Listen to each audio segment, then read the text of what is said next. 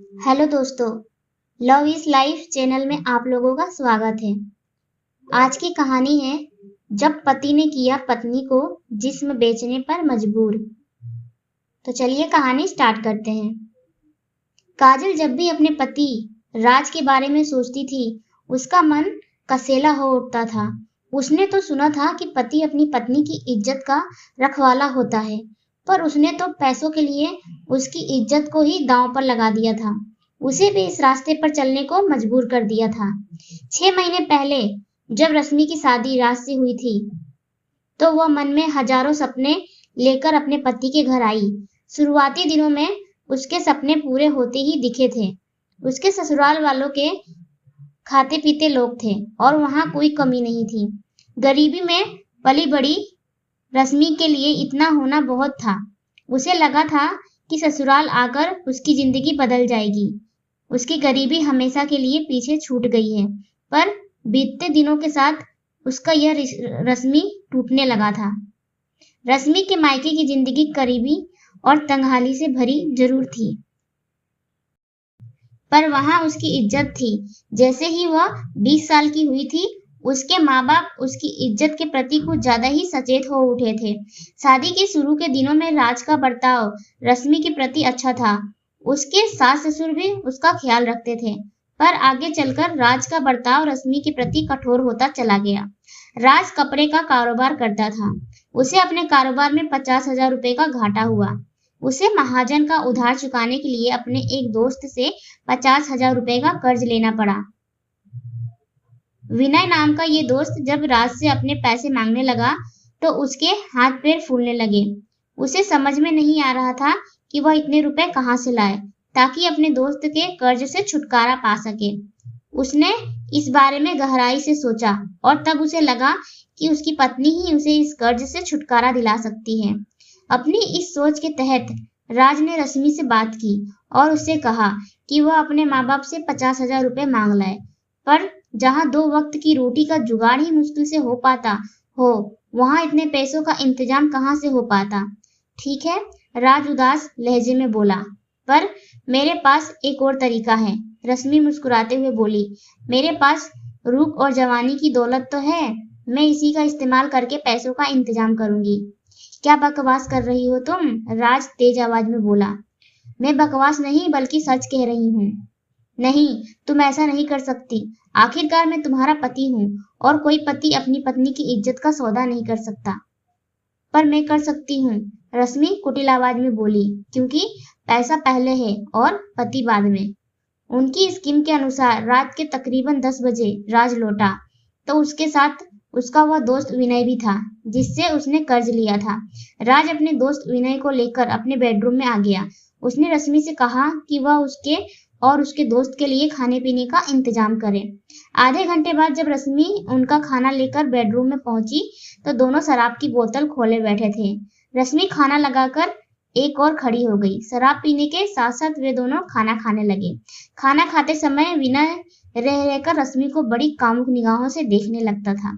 जब वे लोग खाना खा चुके थे, तो रश्मि जूठे बर्तन लेकर रसोई घर में चली गई। थोड़ी देर बाद विनय ने आवाज देकर उसे पुकारा। काजल कमरे में बेड के पास खड़ी थी और विनय के साथ बैठा विनय उसे बड़ी कामुक निगाहों से घूर रहा था। रश्मि ने आंखों ही आंखों में कुछ इशारा किया और राज उठता हुआ बोला, रश्मि तुम यहीं बैठो, मैं अभी आया। इतना कहने के बाद राज तेजी से कमरे में निकल गया और बाहर से दरवाजा बंद कर दिया। पर वह कमरे से निकला था, घर से नहीं। राज दरवाजे के पास अपने मोबाइल फोन के साथ छिपा बैठा था ताकि रश्मि और विनय के प्यार के पलों की वीडियो फिल्म बना सके। राज के कमरे से निकलते ही विनय रश्मि से छेड़छाड़ करने लगा। यह क्या कर रहे हो तुम? रश्मि नकली नाराजगी दिखाते हुए बोली। छोड़ो मुझे। तुम्हें कैसे छोड़ूं जाने मन, विनय बोला। बड़ी कोशिश के बाद तो तुम मेरे हाथ आई हो के कर उसने रश्मि को अपनी बाहों में भर लिया। विनय की इस हरकत से रश्मि पल भर को तो बौखला उठी, फिर उसकी बाहों में मचलते हुए बोली, छोड़ो मुझे, वरना मैं तुम्हारी शिकायत अपने पति से करूंगी। पति? कहकर विनय कुटिलता से मुस्कुराया।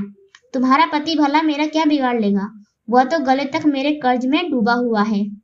सच तो यह है कि वह खुद चाहता है कि मैं तुम्हारी जवानी से खेलूं, ताकि उसे कर्ज चुकाने के लिए थोड़ी मोहलत मिल जाए। नहीं, राज ऐसा नहीं कर सकता, रश्मि अपने पति पर भरोसा करते हुए बोली। तुम्हें यकीन नहीं आता? विनय उसका मजाक उड़ाते हुए बोला। तो खुद जाकर दरवाजा चेक कर लो, तुम्हारे पति ने बाहर से दरवाजा बंद कर दिया है। नहीं, कहकर रश्मि दरवाजे की ओर भागी, पर शराब और वासना के नशे में से जोश में आए एक मर्द से एक औरत कब तक बचती। विनय ने झटपट कर उसे अपनी बाहों में उठाया और बिस्तर पर उछाल दिया। अब रश्मि संभलती हुई उस पर सवार थी। ऐसा करते हुए यह बात विनय के सपने में भी न थी कि उसका यह मजा आगे चलकर उसके लिए कितनी बड़ी मुसीबत खड़ी करने वाला है। विनय के जाने के बाद जब राज कमरे में आया तो नकली गुस्सा और अपमान से भरी रश्मि बोली, कैसे पति हो तुम? पति तो अपनी पत्नी की इज्जत की हिफाजत के लिए अपना सब कुछ दांव पर लगा देते हैं, पर तुमने तो अपना कर्ज उतारने के लिए अपनी पत्नी की इज्जत को ही दांव पर लगा दिया। बदले में राज मुस्कुराते हुए बोला, रश्मि, कुछ पल विनय के साथ बिताने के एवज में हमें उसके कर्ज से जल्दी छुटकारा मिल जाएगा। इसके तीसरे दिन जब विनय अपने पैसे मांगने राज के घर पहुंचा, राज ने उसे अपने मोबाइल फोन से बनाई यह वीडियो फिल्म दिखाई। फिर उसे धमकाता हुआ बोला, विनय, अब तुम अपने पैसे भूल ही जाओ। अगर तुमने ऐसा नहीं किया तो मैं यह वीडियो क्लिप पुलिस तक पहुंचा दूंगा और तुम्हारे खिलाफ रिपोर्ट लिखवा दूंगा कि तुमने मेरी पत्नी के साथ बलात्कार किया है। इसके बाद पुलिस तुम्हारी क्या गत बनाएगी, इसकी कल्पना तुम आसानी से कर सकते हो। विनय हैरान सा राज को देखता रह गया। उसके चेहरे से खौफ झलकने लगा था। वह चुपचाप राज के घर से निकल गया। इधर राज ने उसके इस डर का भरपूर फायदा उठाया। इस वीडियो क्लिप को आधार बनाकर वह विनय को ब्लैकमेल कर उससे पैसे ऐंठने लगा। विनय राज की साजिश का शिकार जरूर हो गया था, पर वह भी कम साथी न था। आखिर वह लाखों रुपए का कारोबार ऐसे ही नहीं चलाता था। उसने इस मामले पर गहराई से विचार किया और राज के हथियार से ही उसे मात देने की योजना बनाई।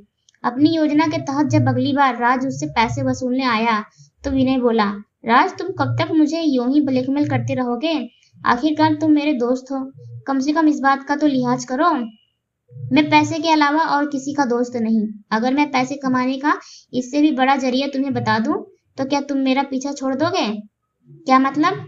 राज की आंखों में लालच की चमक उभरी। मेरी नजर में एक करोड़पति है जिसकी कमजोरी खूबसूरत और घरेलू औरतें हैं। अगर तुम बुरा ना मानो तो तुम रश्मि को उसके पास भेज दिया करो। इससे तुम हजारों नहीं बल्कि लाखों रुपए कमा सकते हो। लालच के चलते रश्मि और राज विनय दोनों द्वारा फैलाए जाल में फंस गए। अब विनय ने उस आदमी के साथ रश्मि के रंगीन पलों की वीडियो क्लिप बना ली और एक शाम जब पति पत्नी उसके पास आए तो वह यह फिल्म उन्हें दिखाई। फिर विनय बोला, मैं जानता था कि तुम लोग अपनी हरकतों से बाज नहीं आओगे, सो मैंने यह खूबसूरत वीडियो क्लिप बनाई है।